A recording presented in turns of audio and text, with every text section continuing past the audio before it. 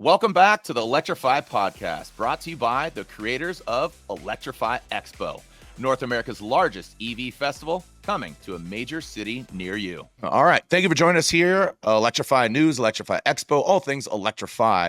I'm Jarod Deanna. Joining me once again, Mr. Matt, looking great, and your voice is back. I know the Pacific Northwest, you sounded all raspy like you're cranking some bourbon and grits, but I'm joking. I wish that was it. Yeah, I don't know what happened last week, but I definitely did not. Normally, I have a little bit of like, hey, but it was gnarly. It was. I'm glad everybody put up with it. It was. Put up with it. Are you kidding me? I love it. I'm here for it. When are you dropping your solo album? That's all right. actually going to be okay. Never.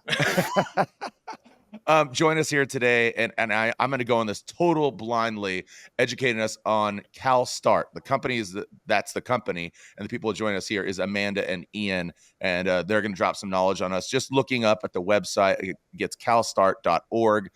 What would you say your again? What is your mission statement? What is CALSTART? Yeah, thanks for having us. Hi, Jarod. Hi, Matt. So my name is Amanda Lee. I use she, her pronouns. I'm a lead project manager on the Clean Fuels and Infrastructure Initiative at CALSTART. And CALSTART, as you asked, we are a nonprofit member consortium with offices around the nation and world, with partners worldwide. We've got over 300 member companies, and we knock down barriers to modernization and the adoption of clean vehicles. So CALSTART, our motto is CALSTART is changing transportation for good. And some of our initiatives include cars, trucks, and off-road, clean fuels and infrastructure. And some of our activities include data insights and analytics, policy, and tech development and demonstrations. So we definitely cover a swath of activities and items. And I'll go ahead and hand it over to Ian to introduce himself as well. Thank you, Amanda. My name is Ian Freed, and specifically at CALSTART, I work on school bus electrification. And so I help school bus operators in the Northeast who are interested in electrifying their fleets. And as part of my job, I help with technical assistance and creation of fleet transition plans for those school districts or operators. Wow. Yeah. I mean, it sounds like a lot. This is where I feel Matt's just going to interject, because I could see again his cogs going. And again, Matt, what's the first and foremost? What's your question? Well, actually, we were kind of chatting about it even before we started the recording. Is just where can things go as it relates to electrification of buses? And I think a lot of people that have listened to podcasts before, we've talked about various vehicles that are on the road, and you think about size of vehicle, and a lot of the ones that get mainstream attention in the retail space, we're talking about things like the Hummer EV or the F-150 Lightning or the Rivian or what will be the Silverado EV that's forthcoming. These all have really big batteries in them. And we hear conversations all the time about what that's going to mean for, what we can do to electrify larger vehicles. But the amount of buses on the road every single day, whether we're talking school buses or public buses, and the amount of travel that people get out of that could be electrified is really huge. And it doesn't have the same attention because it's not a retail product people are shopping for. But the impact that a level of electrification can have on cities is really, it's an untapped discussion, and it lacks the Super Bowl ad sex appeal probably. But at the end of the day, I mean, and Ian, so the work you're doing in the Northeast as an example, do you see that state to state that they're understanding the value of this, or is it more so that it's certain type of areas where they're attracted to making this change? Because there's a lot to unpack for them. But at the end of the day, fleet operation is kind of bean counting first, but there's so many benefits that come along with it. So how do you unpack that for folks? Yeah, that is a great question. I think the places that we see that are implementing fleet electrification the most are probably places with bigger cities. We're seeing it in New York, we're seeing it in Massachusetts, we're seeing it in California, amongst many other states. But I think with bigger cities, it starts to make a lot of sense, as a lot of those cities are the places that are being hit hardest by air pollution, specifically from vehicles, places that are ports. So I think starting out in those states makes a lot of sense. A lot of the routes are also sometimes quite short in those places, which makes it a really good place to pilot, which we're past, and now move into deployment of these school buses. Mm-hmm. Yeah, I answered part of your question. Keep But placing me in. I'm happy to answer more here. well, but even on the piloting side of it, is it purely that they want to see if the vehicles can live up to the role that their diesel vehicles have had before? Is that like brass tacks? Is that usually what they're focused on for a pilot, or do I they think, dive deeper? yeah, I think, initially a pilot would look at which routes can these electric vehicles handle? And the answer is right now they can't handle all, but we're also at a place where very few fleets are moving towards a full electrification in the next year or 2 years, although those do exist and they have been successful. Mhm. But when you look at a fleet and 80% of the fleet can be electrified, perhaps a pilot could look at which one of those routes makes sense to put electric school buses on versus which don't. Yeah. And are the routes, is that purely constrained to basically the energy efficiency of the battery pack and the size of the vehicle and making sure it can do the route and still then be charged overnight? What's the primary factor by which a route might not work? Yeah, that's a great question. So one thing that we see in school buses more than we see in passenger cars, and this is because of the interior size of the vehicle, is that heating can actually have a very large effect on the routes, on the vehicle, on how far the vehicle can travel between charges. So a school in Florida, for example, versus a school in New York, even if they have the exact same route, same topography, same duty cycle, if there's a 45-degree difference in temperature in the middle of the winter, which is, more than feasible, they could have very hugely different ranges. Gotcha. And are these, from a battery pack perspective, are these passively cooled? Are they thermal managed? That obviously plays a role. I imagine most of it's thermal managed, so it could mitigate some of those problems. And then at that point, are we just fighting pure physics? Yeah, I mean, definitely there is thermal management on these vehicles. And I also think that once a cabin is heated, it stays. I mean, a lot of school buses, to be realistic, are not very well insulated. I was going to say, I remember being on a school bus as a kid, and I remember freezing. Yeah, and interestingly, like requirements for a school bus's internal temperature is not the same as what you would have in a car. I don't know them offhand, but in a car, if you're riding, you probably want your cabin to be around 70 degrees. But in school buses, it's actually quite a bit colder. Right. Yeah. Whatever But makes you obviously don't want like freezing children. Right. Yeah. It's like whatever makes the vinyl really tolerable to sit on a cold Yeah. day, even when you have jeans on. Yeah. So, I think the important thing here is, although some of these routes are not able to be completed with only an overnight charge, I think when you start looking at school districts, a lot of them will then tell you, well, our school buses do return to the depot in the middle of the day for 6 hours, for 4 hours. And that's a great time to charge those vehicles, certainly. yeah. You also realize that, like, as we're starting this transition, you don't need 100% of your routes to be able to be handled by an electric vehicle. If you only have 2 EVs or 3 or 4 or 5, and you have a fleet of 15 buses, you only need a small percentage of your fleet to be electrifiable at this moment. Amanda, going to you, and I love where this conversation's going. Who do you ideally want to listen to this podcast to work with? And this is obviously a call to action, talking about the poor weather or just the climate and what's going on. Who do you want to listen to this podcast, and who would you like to navigate with? Our ideal listener would be someone who has the capability to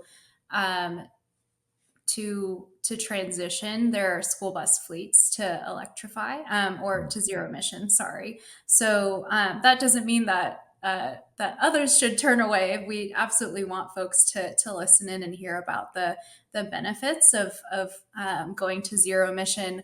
But we at CalSTART do have a number of incentives that we offer to transition school bus fleets to zero emission vehicles, as well as getting them started with incentives for the EV charging infrastructure and hydrogen fueling infrastructure as well. So through one of the incentives, we have HVIP on the vehicle side, as well as Energize, which stands for energy infrastructure incentives for zero emission vehicles on the infrastructure side. So on the vehicle side, that's funded by the California Air Resources Board, California specific, and as well on the infrastructure side, also California specific, funded by the California Energy Commission. So we definitely have funding available. We also have funding that's set aside specifically for school buses. So we want folks who are listening in who don't already know about this opportunity and are located in California to research and learn more about how they can get incentives, not only through CALSTART and state funding available, but also through utilities. For instance, in California, there are investor-owned utilities that have make-ready programs that help as well towards zero emission, more on the electric side, and also air resources boards that have incentives and federal incentives as well. So we would love for folks who are not already aware of those opportunities to be able to take advantage of that. It's huge. Matt, I'm seeing your smile and your smirk here. And I think that's just like it fills your heart. You're like, they like the EV Grinch, it grew 3 times larger, right? I'm not the Grinch, but yeah. I'm saying that just metaphorically, just your heart grew. You're picturing my heart grew 3 times that day. Yes, exactly. Because man, you're just seasonal through and through. I am, man. I'm on brand. We're going Christmas shopping after this. But and I'm just going to say it, infrastructure, right? And that's what we always talk about. And Matt, we always bring this up. Yeah, we could get the buses out there, but then the charging and then those things. So it's not just here's a bus, go plug it in. It's now you got to, as you said, Ian, the depots, that changes the total landscape and what that looks like. And you're totally right. Like, get the kids to school. I have a 4th grader and a senior in high school. What are some of the struggles that you're seeing and you're encountering? Is it kind of a shift dynamically and from their EV heart? And also, you guys personally, is this a call to action because you care about our one planet that we do have, or is this is business? Because here you are, young adults getting into this. I have so many questions because like Matt said, it's not the cool, Cybertruck. It's not this new vehicle. It's buses, but it's people moving, and it just changes the way we look at things. Sorry, a lot of questions there. Go, either of you. For me, it is about changing the world. And I do think that this is about how do we make a better future. I'm very sustainability oriented. I used to be a teacher and taught sustainability. And I'm all about how do we make this place better for all of us, both in the moment and in the future. And I think the cool thing about electric school buses is that it does both of those. It will make the environment directly better for our students who are riding diesel school buses to school every day. I think a lot of people seem to sort of just be okay with the fact that we have diesel school buses everywhere. I think if you're in a place with a very low concentration of vehicles, in a place where it's very flat and maybe windy, the emissions can kind of just blow away. In a New York City street, it's like this. You have buildings on both sides. Yeah. The diesel fumes don't just disappear, right? So it's like, let's not even talk about the environment yet. Just the idea that we have students riding on diesel school buses, which is a known carcinogen, is pretty crazy to me. We grew up riding the school bus, and it's like, everyone remembers that school bus smell, and they're like, oh yeah, the smell of the school bus. And that's crazy. Well, right? we justified it over the years because of convenience, right? It's like, I do smell that right now, but that black sooty looking thing sort of just floats away, and like magic, it's gone. And thankfully, science has pointed out, no, it didn't just vanish. It just turned into a whole impact on what we're seeing as our environment and the ecosystem as a whole. And I think to that point, as you're saying, all these different scenarios by which you can think about it, whether it's a corridor in New York City. You hear oftentimes about how Denver gets inundated with smog because of the issues of just simply geographically how it's shaped, and it can just kind of park in the city.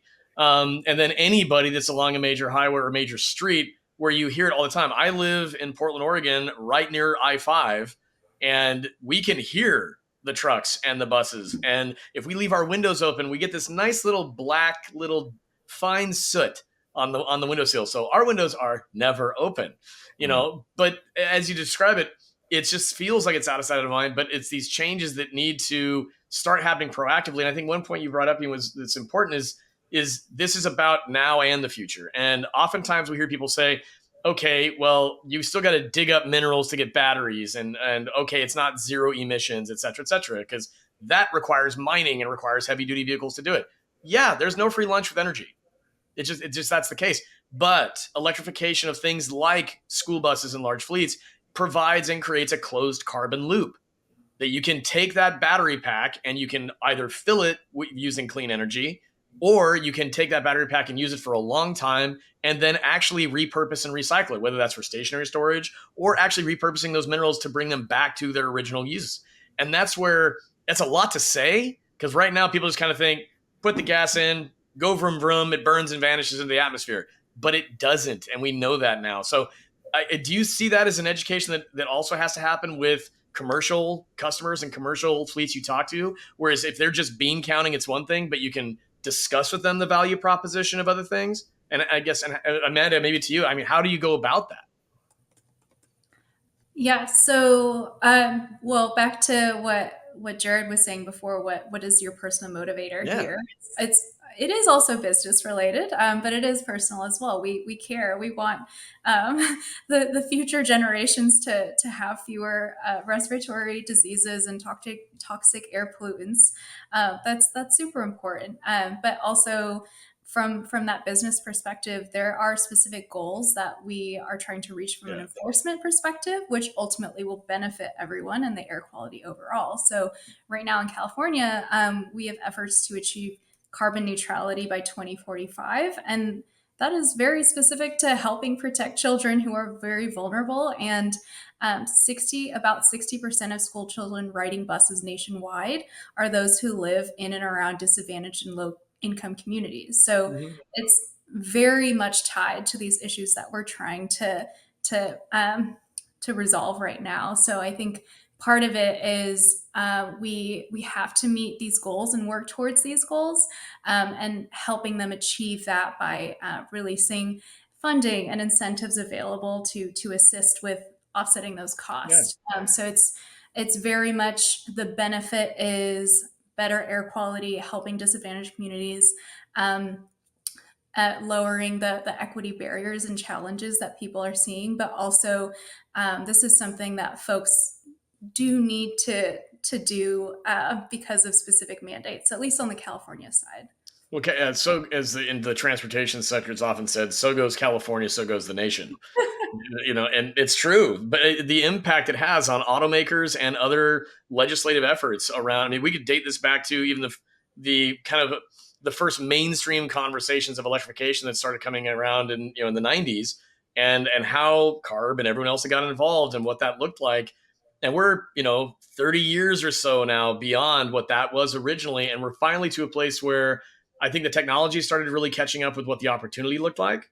But as we've been discussing, electrification of planned routes that you really know where those vehicles are going, that is such a much more straightforward approach. And Jarod, to your point about the infrastructure side of it, if you know what the amount of a kilowatt hour battery pack you have in a bus, and you know the route it's going to be driving, the temperature against how it'll be driving, you can really get a good sense of what the range is going to look like. You know exactly how the opportunity to charge looks for that. You're not an average person driving around wanting the fastest charge possible. You can, as you were talking earlier, you can send those buses back for 5-6 hours during the day and sitting there, and they could be slowly filling up. And that's another opportunity even for using things like solar, midday, things like that. These are all opportunities that, I mean, are we, just even in me talking about this out loud, I mean, Ian, are these things that when you go and talk programmatically to the fleets you talk to, do you delve into this type of opportunity quickly, or do you feel we're still wading into the simplicity of, here are the basic benefits, don't buy diesel anymore? I mean, how does it work? Yeah, that's a great question. I think when you're talking to operators, they want to understand the business case. And I think there's a fairly wide array of which operators are looking to electrify. I think a lot of them have just heard that there's funding for the EVs, or maybe they've already applied for funding for those electric school buses. They've been awarded the money, and they want to be assured that it's a good business proposition for them. I think some of them are interested in doing it for the planet, and others of them are interested in doing it because it's a fun, new, cool thing. If we look at school buses, they've been the same for the last 60 years. And like, like realistically, look at a 60-year-old school bus. There are very few differences between ones from back then and one from today. Maybe 50 years. So are you about to pitch Cyberbus? Is that where this is going? Let's do it. That's the same excuse that Elon's like, my kid was like, the future doesn't look like the future, Dad. It's like, Cyberbus is coming. I can totally see it. Yeah. So all this is to say, I think some of them are doing it for environmental reasons. Everyone sort of has their own reason to do it. And I think working with the customer and understanding what they want is where you focus, is where at least I focus is where I focus my efforts. That's so, I mean, to that point, I'm curious because we still inside of the industry bubble. And for those that are listening that are from the industry, there's a lot of conversation about V2X, vehicle to what? Vehicle to load, vehicle to grid, vehicle to home, vehicle to vehicle. And it's really being discussed a lot on the retail side with small vehicles and light duty vehicles. I think we're a ways away from it being a value proposition that average people will understand how to tap into. But it strikes me that if the technology and the capabilities built into those buses, that could be a very good argument for a value proposition if you align it with the local utility. Is that something that's being discussed yet? Or is it purely more so from the side of those commercial fleets? Look, it's about bean counting. It's about, reducing emissions and keeping things simple for maintenance. Are they even getting to that place where the technology could possibly go? So on the California side, through the HVIP public school bus set aside and energize, one of the incentive opportunities specific to the state, one of the requirements on the vehicle side is that electric school buses need to be capable of V2G. So that doesn't necessarily mean that will be implemented just yet, but because of some of the technology side requirements that are going to come into play in 2024, we want to start preparing for that. Sure. So then we're having those conversations on the infrastructure side as well, which is a little more complicated on the vehicle side, but how do we match that and make it compatible for each? That brings up a good point, though, because with everything happening in the light duty sector, with everybody switching to the Tesla connector or the NACS connector or the J3400, it is now being called, and no one needs to know those names, but we're just going to say it because we're all in the mix. In ChargeWay, that's the red connector. So keeping it simple, Sesame Street style. But for anything bus related, it's mostly in medium duty vehicles has been CCS. And if you're talking about V2G, you're leveraging that type of connector and you're leveraging that for infrastructure design. Has the conversation about what's happened with manufacturers switching their light duty vehicles and retail vehicles to the Tesla connector, has that started to impact what you've seen on medium duty and bus plans? We have seen mostly CCS on electric school buses, and so there's not so much a change in the industry at this moment. Mm-hmm. In terms of V2X, I think there's sort of a broad array across school bus electrification projects. I think one issue that we're seeing at this moment is that utility companies have not necessarily figured out how to do this. Sure. We have different rates. We have non-existent rates across the industry where they just don't know. Utility companies don't know how much they should be providing to companies that are putting energy into the grid. Sure. So I think it makes it complicated from the perspective of implementing it across the board, because essentially every electrification project has to be specifically tailored to the utility company where those school buses are in place. So I think to make a generalized comment about V2X is actually quite complicated. And you can look at one school district and say, you guys are going to make a lot of money if you're implementing V2X here. And you can look at another school district and say, actually, your utility company isn't offering anything for V2X. And so they're not even letting you do it. Right. So I think it is complicated. And I think a lot of people will tell you the technology is extremely simple. A lot of people will tell you the technology is extremely complicated.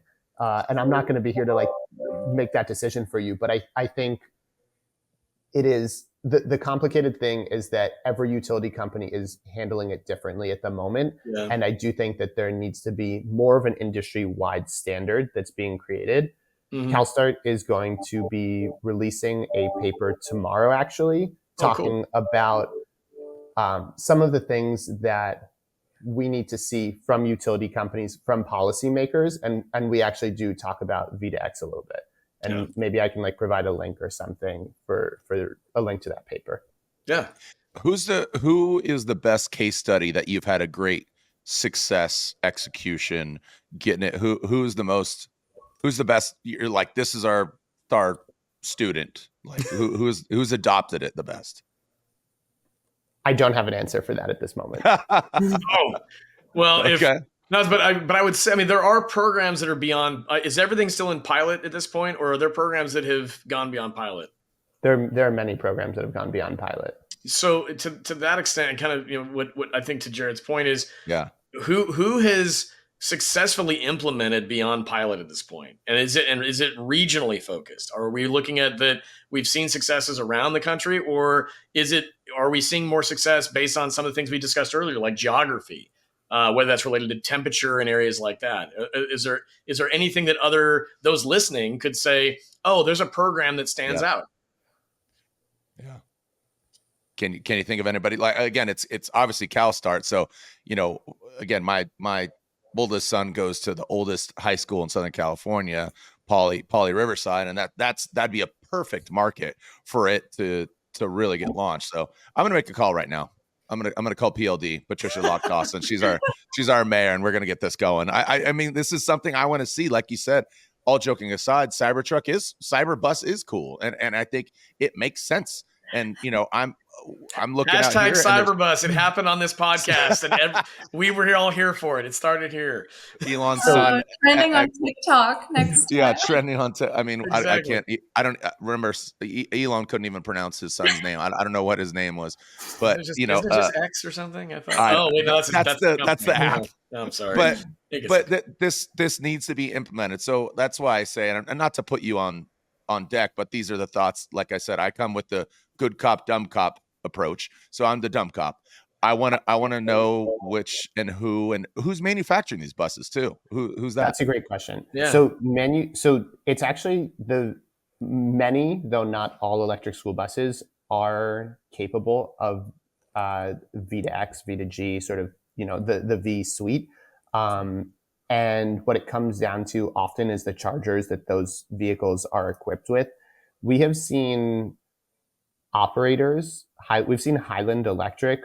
They're in Beverly, Massachusetts. They're in a bunch of places across the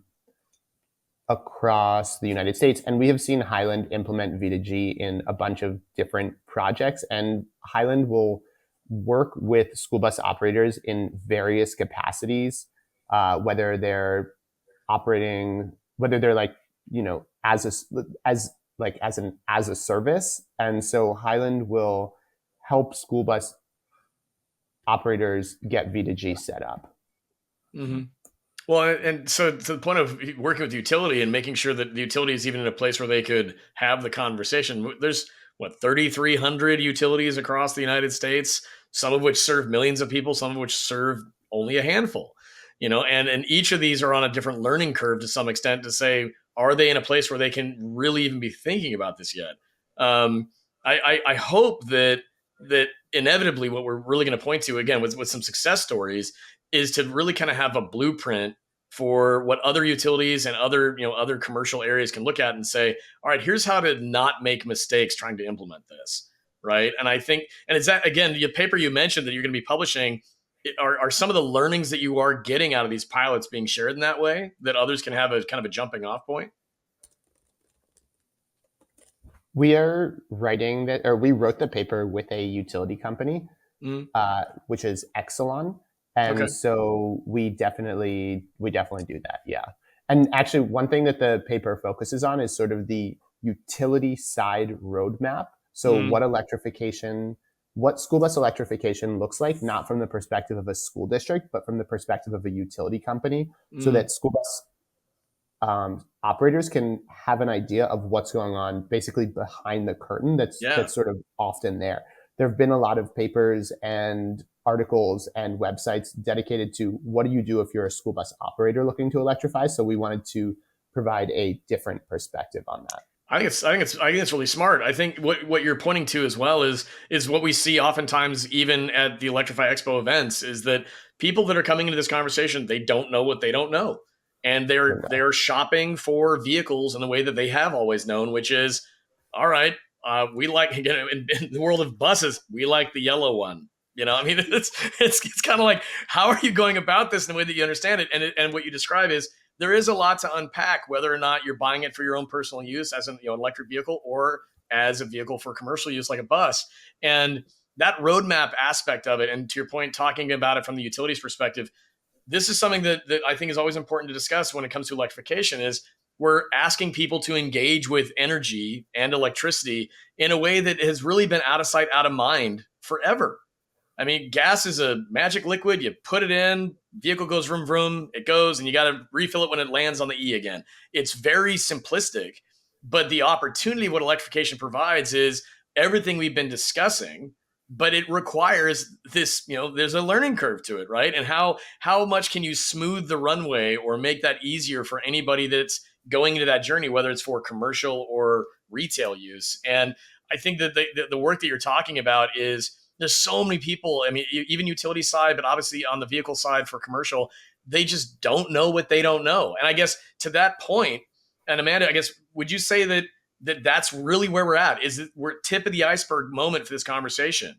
We talk about it so much in the industry, but there's still a lot of folks that just aren't talking about this. Is that part of the hurdle still, is just getting the word out for those who are just unfamiliar?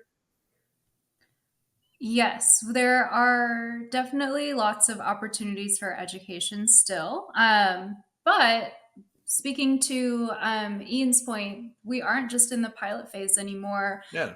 So for the HVIP public school bus set aside and energize, in year one, last year, 2022, the project helped 81 school districts purchase more than 300 zero emission buses. That's huge. So, That's yeah, huge. we have implementation already happening in California on the vehicle side and on the infrastructure side, which is incredibly exciting. But for those who, but at the same time, a lot of school districts don't know where to start because they're understaffed or under-resourced and need as much help as possible. So we have education opportunities. Ian works on the Electric School Bus Network, which hosts regular workshops each quarter. So there are opportunities for schools to get together and talk about their own lessons learned and what they've done to better reach out to their utilities and know even what questions to ask their utilities. Right. Like you were saying, it's just what is it that they even need to know in the first place to start that journey. So we do have schools that have made it a long way, but on the other side, there are other regions and schools that need help and aren't on that journey yet and haven't started yet. Just a total mental shift. I mean, so again, referencing what I know coming into this, who would I talk to? Like if I obviously care about the planet, I care about, because we're taking care of it for our kids, and our kids are going to take, our grandkids and stuff. Who would I, if I'm dying across for this, I'm bleeding heart to go EV, would it be a fleet manager? Like, again, we rode yellow buses. It's just standardized. If I was proactive and I want to talk to people that ran, who is that decision maker that says, hey, these buses are going EV? I see. So if you wanted as a parent to go to someone who's and saying, who do I go influence? Who do I talk to? School board? Who do I go to and say, you know what? Like I've done some reading on this, and whether we're talking dollars and cents or the health of our children, who would a parent go to try to motivate them to get involved and get engaged? Yeah. That's a great question. At the beginning of the podcast, you asked who you hoped was listening to this. And we talked about school bus operators, but one person or one group that I also want listening to this is, even more than parents, I want students listening to this. Yeah. Because I want students saying to their parents, I want students saying to their principal, to their teachers, yo, why aren't we on electric school buses? Yo, why are you? And you said that, you said like such a student. My 17-year-old, actually it's bruh. Sorry, Right. real quick. Sorry, Right. bro. Why are we riding Bro. in diesel? Why are we riding in diesel buses? Yeah. Because children are the ones that you see like over and over again. And I see this as a teacher too. Like children are the one who make the differences. And it's not because children are ultimate power. It's because when a child says to you, why am I breathing in bad air? Why are we doing things that are bad for the planet? And the answer is like, well, you start feeling bad about yourself and you start realizing what we're doing wrong. And so I think what I want is I want students knowing what they're doing, I want students to know about the vehicles that they're on. I want students to want that change to happen. And if we look around, they're the ones that care about the environment the most right now. It's not the 60 and 70-year-olds who are running our country, right? Like it's the young children. Oh, come on. They always have the best of intentions. What are you talking about? Oh no. Wind it up, Ian. Kids are like banging on the walls, like clean it up, and they're like, we've had a great time. We got one foot in the grave. We're on our way out. You guys will solve a problem. We had a good run. Yeah, you guys had a good run. No, but I love the idea of just like, hey, kids, vote with your feet. You imagine a walkout by students that went, hey, real quick, I'm not getting on this bus. Why? Because I've done the math. I read some books. I heard a podcast. This can kill me if I keep iterative. It's like death by paper cuts. It's like, can you guys please make a difference? And I think it's a great tactic to look at. I mean, and don't get me wrong. There's the other part of it to just, sit down with a student and just go, you do realize that school bus has like 1,200 pound-feet of torque and it can do donuts if you really want to. But otherwise, you can just get to class and it's healthier. And we talk, we're going EV, but I mean, even at minimum, plug-in hybrid. You know what I mean? Like, why? Maybe not go all the way, go this route. And then, I mean, but the buses around LA, what are they? Are they hydrogen powered? What? You see those, and you see cables, and it's all there. But that's all. Most of those I would imagine are electric. I mean, the hydrogen side. I mean, we're talking clean fuels, and I understand there's a lot of discussion in that mix, but electricity as a fuel type, you can tap into it anywhere. Whereas hydrogen, you have to build out the fueling infrastructure for it that does not exist, and there is a heavier lift there. But to the point of the buses that are electric, curious what's the size of the battery pack on most of these school buses in kilowatt hour? Around 150, but it definitely varies. There's also a very large difference. 150 for a Type C, meaning they're like big non-flat nose school buses that you see. There's three main types of school buses that you have. You have Type A's, which are the small ones. Those are normally like, for example, a Ford E450 cutout. Those are going to have much smaller battery packs, maybe as small as 50. You'll have Type C and Type D with larger ones ranging from 100 to 300. 300, wow. So is that more like what size of a bus? Like a public bus? I mean, like what is that? Well, they're for field trips, I think, primarily. Dude, that's a huge battery. Good Lord. Yeah. I mean, sports. I mean, that's massive. I mean, that weighs a ton. But yeah, that's 3 Model S plaid batteries in a bus. Like, that's crazy. But that's a good, again, coming into this. Somebody who's listening to this, they are listening to this because they are making that shift. They're wanting that education, and it starts with that. And especially you think about the footprint. The footprint of moving all those kids or people in general. I mean, I'm always just intrigued, and I love this because Matt knows so much about this, but that's why I say, who do you want to listen to it? I'm just listening now because I love this because Ian, you, like you said, you're a teacher, man. I don't know your background previous to this, but also look at the website. This started in 1993. You guys started CALSTART, and think about how young it was then. And I feel like you're still banging away 20 years later. 30 years later. Don't screw this up, my friend. Everybody says 1990 and they go, oh, it was like 20 years ago. It's like, oh no. 30 years ago. 20 years ago. So there's a decade that got added in. It's like, thanks, COVID. Look, I don't know if you see all this gray here. Okay. Bruh. Look. Bruh, that was the original Teenage Mutant Ninja Turtles came out over 30 years ago, Dad. Like that's I gotta go. What's going on? That's why I hang skateboards on my wall. So I'm still cool, but it's a Garbage Pail Kid skateboard, so that's why it's funny. Ooh, good. You see that right there though? That's dating you still. It's like actually my skateboard predates CALSTART. That's you should have brought that one off the wall, man. That's just like you guys have been around a long time, but this skateboard. But that's really interesting to me. Like, again, doing research for this interview here, looking at CalSTART and all the news you have going on with Pennsylvania, what's going on as of recent, and that's why. Again, who do you want to listen to it? You answered that. I love that, Ian, is the kids. I want my kids to listen to this. I want other people out there that are going to be that bleeding heart towards taking care of our one planet. What else would you guys like to say about CalSTART, your initiative, how people can contact you? You're this amazing resource. You have access to all these, governmental things that are being instituted. There's funding. I mean, it's just a no-brainer for me. But I'm scared and frightened and bewildered because it's almost like getting somebody knock on your door and saying, hey, go do solar water. And I remember this in Arizona, somebody did, hey, do the solar water thing.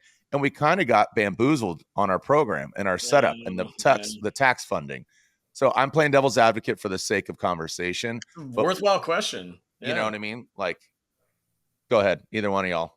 Yes, yeah. Well, again, finding the right info. Having Ian said no. Don't steal second. Yeah. But not for me is what I was saying. I'm letting Amanda answer that. So to reach out for more information, if you have any questions, feel free to reach out to schoolbusteam@calstart.org. For the infrastructure side, you can visit energize.org. That's energize with 2 I's.org. And on the vehicle side, you can head over to californiahvip.org/purchasers. No, it's good. Yeah, there you go. It's gotta memorize the URL. So you'll be able to find out more information if you go to any of those resources. Perfect. Yeah. Jarod, I got to say, like, the things that you bring up and that I appreciate is what I think a lot of folks that we talked about before we got on the podcast is people that just are unfamiliar with this and they want to hear about value. And we hear it all the time, like, why are tax dollars being spent on this? Okay. Why am I on the receiving end of paying for something that I don't think I'm seeing value out of? And I think the environmental and the health factor piece is something that we talked about a little bit. And at the end of the day, that is really where we're headed. And I think that what electrification provides is again, there's no free lunch when it comes to energy, and it's not a silver bullet solution. What we're talking about is iterative steps toward being more responsible and creating better health for everybody based on using energy more effectively. And I think that if that can be, started with the kids who decide to say, I'm not getting on this bus because it's diesel, baby. Like, bruh, where's your electric bus? Fine. Like, or if we do Cyberbus, I mean, one of the two. I mean, like, either one, I think could get the ball rolling with the youth, the kids out there. Am I saying that right, Jarod? I don't know. You got the youths. The youths. My cousin Vinny. My back hurts. My back hurts all of a sudden, just being old. But like I said, here I'm asking these questions that there's that school district person that is running the fleet, and they are looking to, like you say, just counting your pennies, pinching pennies and doing all that. There's government help. So just ask. There's no dumb question, right? That's what I feel like right now is there's no dumb question because it's changing, right? It's changing all the damn time. Here we are, just with the whole world shut down. Everybody forgets. Everybody starts being a jerk to each other. But shoot, the whole world is shut down for 2 years. Now everybody get out of my way. Is it open? Is it open again? Is it? I know. It is. I gotta go. I thought it was 1993. I mean, okay, guy. Bruh. I really appreciate, Ian, your insight. I can sense you have a passion for it. Being a teacher, applying. One of the most underpaid, but so much focus. We surrender our kids to people like you. So it's great that you're nurturing the planet and nurturing opportunity here in a different way now, right? So you're a teacher, but a constant student. And then Amanda, it seems that again, you're taking this from a real constructive way and you're just part of the puzzle. Like, you guys are part of this team. So I think it's really important. And Matt, obviously I appreciate you, for all the knowledge that you have, but I'm always, I'm always just like, okay, what is this CALSTART that I'm eating it up? You're fresh. You're fresh to this, baby.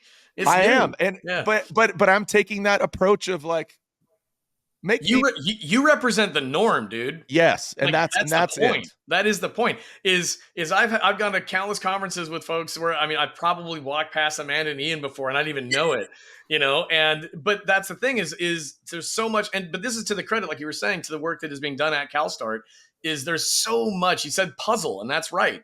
There's so much to unpack with this behind the scenes to make the opportunity possible for the kids to say, we want an electric bus, and not just say it out of thin air and then say, just make it happen. There are a ton of people making it happen.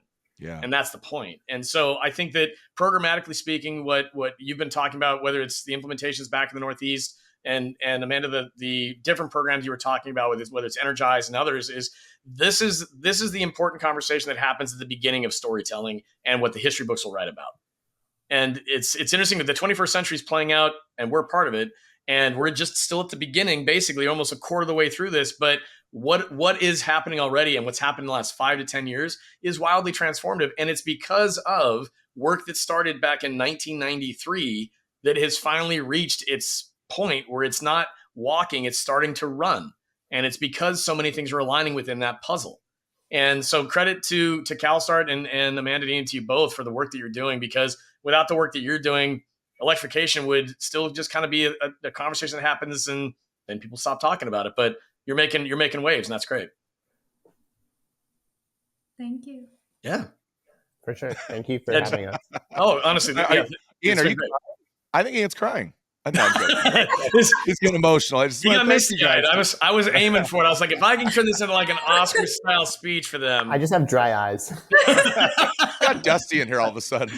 The heart has grown 3 sizes. Full circle to the Grinch. Yeah, there we go. Oh. Well, thank you guys so much. Really appreciate it. CALSTART, you love me. You really love me. This is such a great wealth of knowledge, and it again, this is just, as you said, the tip of the iceberg, Matt. So thank you so much, Ian. Of course, thank you so much, Amanda. And last but definitely not least, thank you so much to the Grinch that is Matt. He's the opposite of the Grinch. He's the brah. So thank you so much, brah. Thank you so much. So much information here. Thank you, guys and gals. Thanks for listening to the Electrify podcast, brought to you by the creators of Electrify Expo. Be sure to catch full video episodes on YouTube at Electrify TV and follow along on social media for daily clips and more.